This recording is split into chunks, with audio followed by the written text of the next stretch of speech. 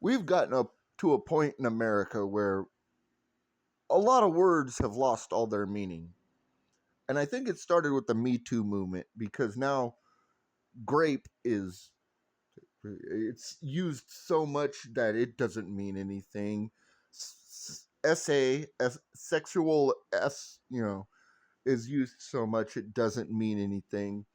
But the word that I want to talk about is genocide because that's thrown around so much it doesn't mean anything either. Let's talk about like the current use of the word genocide, the Palestinian genocide. Um, this is a word that's used by idiots who don't know what a map looks like, couldn't even point out where Palestine and Israel is on a globe. Like if you just gave them a blank globe, like consider it a geography bee, and you gave them a blank map and said, "Hey, where is Israel and Palestine?" They would have no fucking clue because they would be able to tell you if they knew anything about geography and knew about a map. Palestine is considered it's it's 1/3 of Israel. There's a city in the Gaza Strip. That's a city, just a city. It's a city, one city. It's like 20 blocks north and south, and then like 3 blocks east and west. It's a city. But then there's the West Bank, which is so big it takes up 1/3 of Israel. And they're saying, oh, there's a Palestinian genocide because Israel is bombing a city. But Israel hasn't bombed the West Bank at all. As a matter of fact, the most recent bomb to fall in the West Bank was shot by Iran. I don't even know why Iran is involving themselves in this and shooting missiles at Israel because it has nothing to do with them because that's what they say. They don't back Hezbollah or Hamas or the Houthis. They don't back that. So for them to interject themselves for no reason whatsoever and start dropping bombs on Israel, that makes no fucking sense to me. But that's not a genocide. Genocide is like what the Germans did to Jews, gays, blacks, anybody in Europe that they didn't consider part of the master race immediately went to the ovens. So that already is confusing what the word genocide means. Let's go to the other use of the word genocide. The trans genocide. Huh.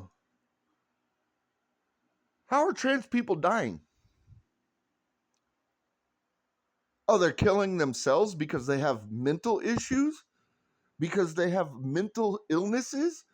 And then they're turning the gun on themselves?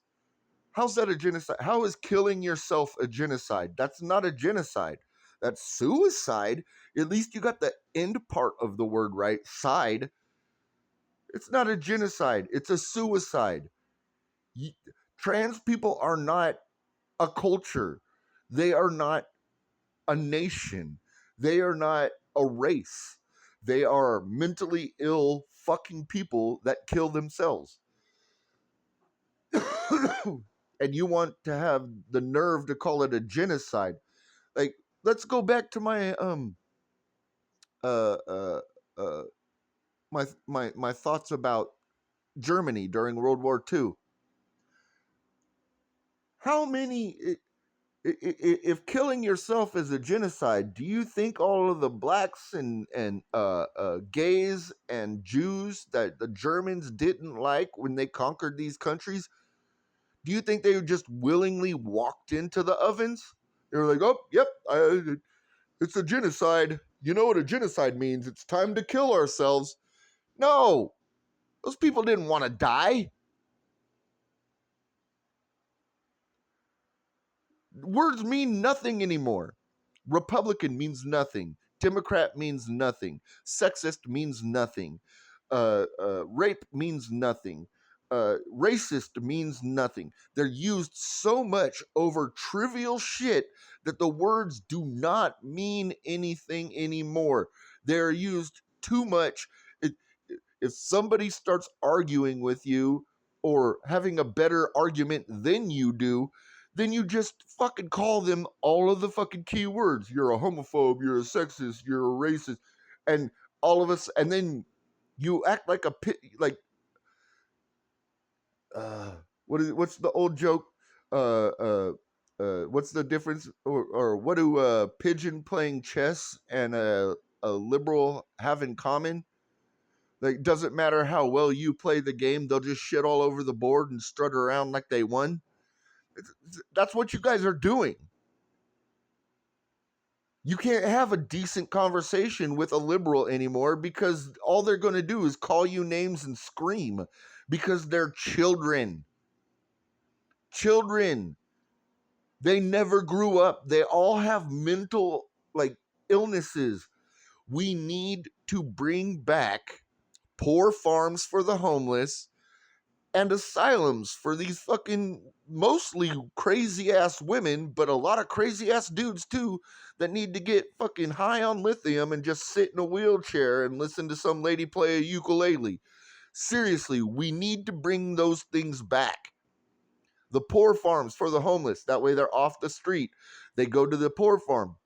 Yes, it's like a prison, but they learn a skill while there, and then they're only allowed to be released once they get a job, and then also get their own place to live with their job, and then and the people that aren't willing to do that, that are just drug addicts, that are just lazy, that don't want to do it, they'll stay in the poor farm till they die, and they'll be buried on the poor farm. We need to bring this shit back. We need to bring it back. It's you do it to prisoners, people that committed criminal offenses and felonies. You send them to prison, which is just a poor farm, and then when they get released, if they don't have a place to go or a job waiting for them, guess where they get to go? They get to go to another poor farm that has a release policy where your probation officer is there every day, gives you some bus tickets and says, go find a job. Once you find a job, you get a little bit more freedom to leave the place every day. Once you get a job, you save up your money and then you get an apartment. And then once you get an apartment, your PO goes, okay, I've got your apartment, I've got your job. You can go ahead and leave today and you don't have to come back. You can live in your apartment. The people that don't want to do that, stay on the fucking poor farm. It's real easy. It's a fucking like, and it's a private company that does those poor farms for people that are like on pro.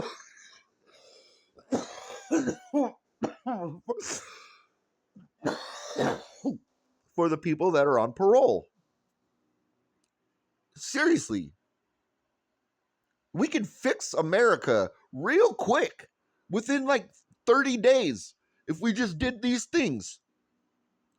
But you've got all these mentally ill liberals that are going to cry about it. And they're going to cry about it because they realize they're going to be like the first ones sent to these fucking asylums and poor farms. They don't want accountability. They treat accountability like it's COVID. Stay as far away from accountability as possible because when it catches up to you, it's going to suck.